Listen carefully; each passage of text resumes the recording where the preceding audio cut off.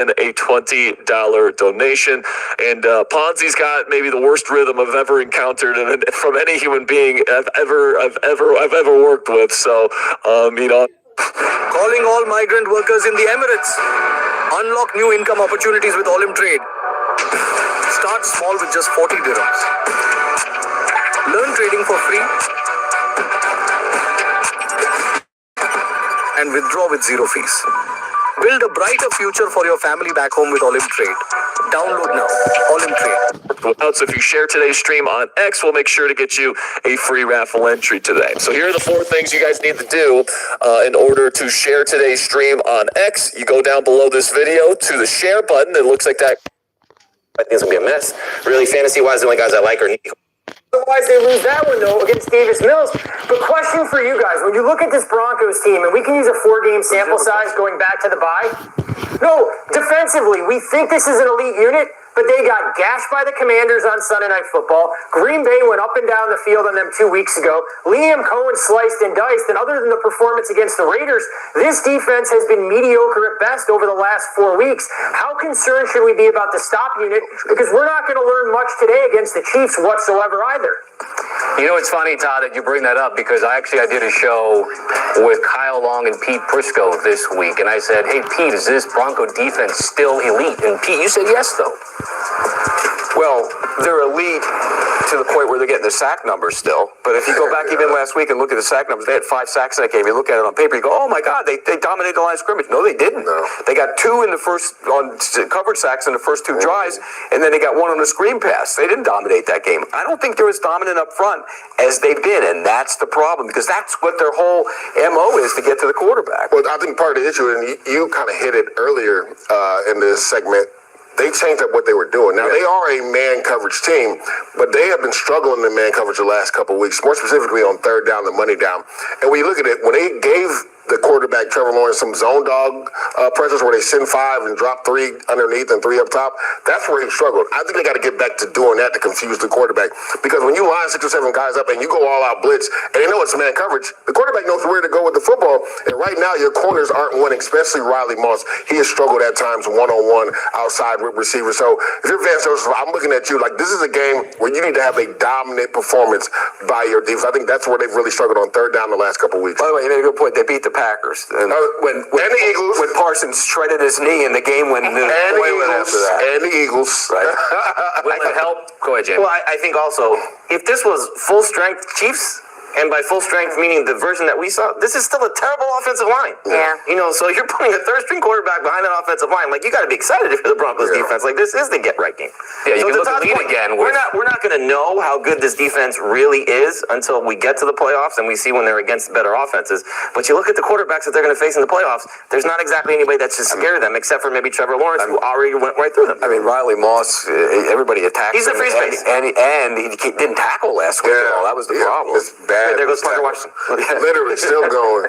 Yeah, Kansas City again, no Patrick Mahomes, no Gardner Minshew. Chris Oladokin from Samford is the starting quarterback in this game. All right, even so. All right, the Broncos are 13.5-point favorites here. Absolutely massive. But Kansas City has covered in 7 of their last 10 home games. They could play spoiler, maybe, at least against the spread, if you think about this. Todd, do they? What's going on? So, Mox, I tried to dig into some historical context, and a lot of my ATS numbers go back to 1978. Kansas City has never been this sizable a home underdog. So it's uncharted territory in terms of what this team is going to bring to the table today, not just at the quarterback position, but all of the other injuries on their roster.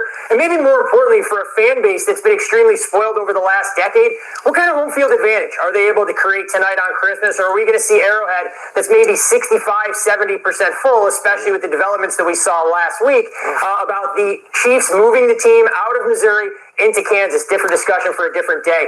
But side and total-wise, I don't think there's a whole lot of opportunity to be found. We saw Kansas City a 6.5-point favorite, and we thought it was going to be Gardner Minshew under center on the look-ahead number.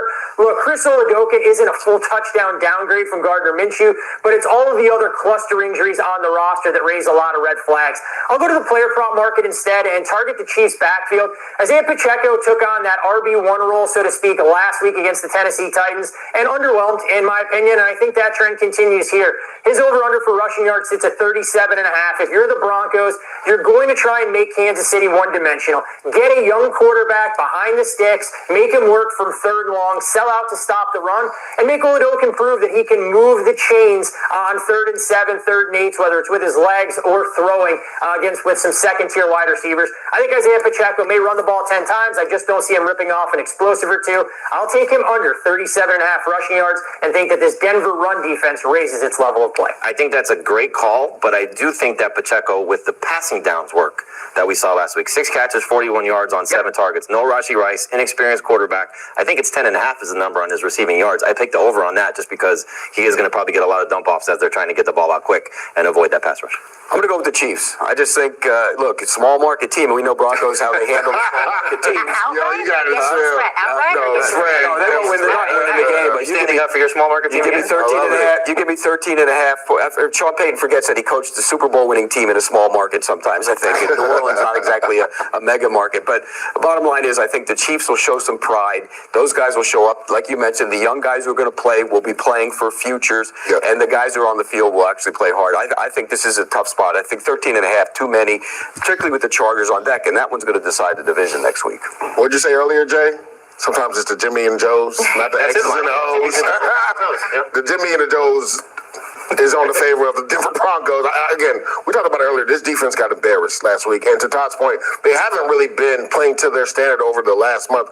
But more specifically, last week when it comes to the red zone defense and third down defense, I guarantee they come out with a little piss and vinegar. And then I also think they get R.J. Harvey going. I know 13.5 is a big number, but I'm laying it with the different Broncos. I think this ends up being a 14-21 type game at the end of the game. It's crazy when we think about what the schedule makers were doing. They certainly did not think that at this point in the season on Christmas, the Chiefs would be out of the playoffs in near 2 touchdown dogs, although no Patrick Mahomes as well. Good stuff from our crew here. We do need to take a quick break. We're breaking down more as we get here. And yes, here's the Sunday slate on CBS. You got the Steelers and the Browns, Seahawks and the Panthers. Hopefully the Seahawks lose that one for me. I don't think they will, though. Saints and Titans, then at 4 or 5, it's the Giants taking on the Raiders. All those games you can watch locally on CBS or streaming on Paramount+.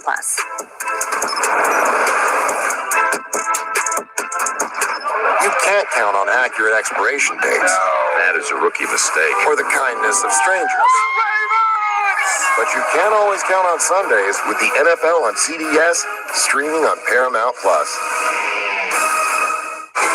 Paw Patrol is on a roll to the North Pole. Ready for holiday action.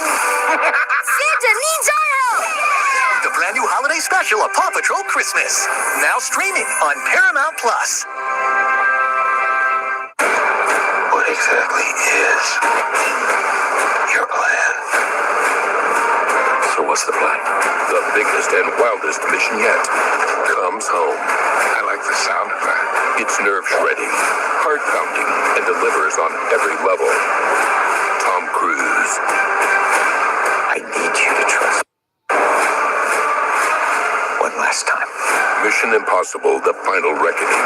Now streaming on Paramount+. My name is Jeffrey Manchester. I've been living in a toy store for 6 months. Authorities everywhere are on the hunt for the roof man. Would you go out with me? I would very much like to go out on a date with you. You're not good at being a criminal. Whatever you do, quit. Oops. It's so loud in here. Oh man, this is awesome. That power. Oh my goodness, what a performance. Things are heating up, that's for sure. We found this opportunity and we're working for it. My man. Tulsa King. All episodes now streaming only on Paramount+.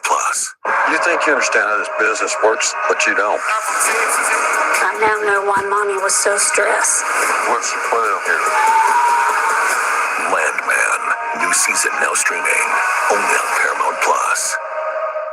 This isn't just combat.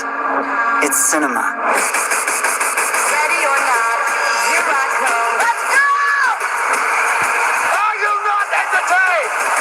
The new home of UFC, Paramount+. You need a hug? You need a fist? Crutch. Crutch, you need anything. I do have one question. We didn't mean right now.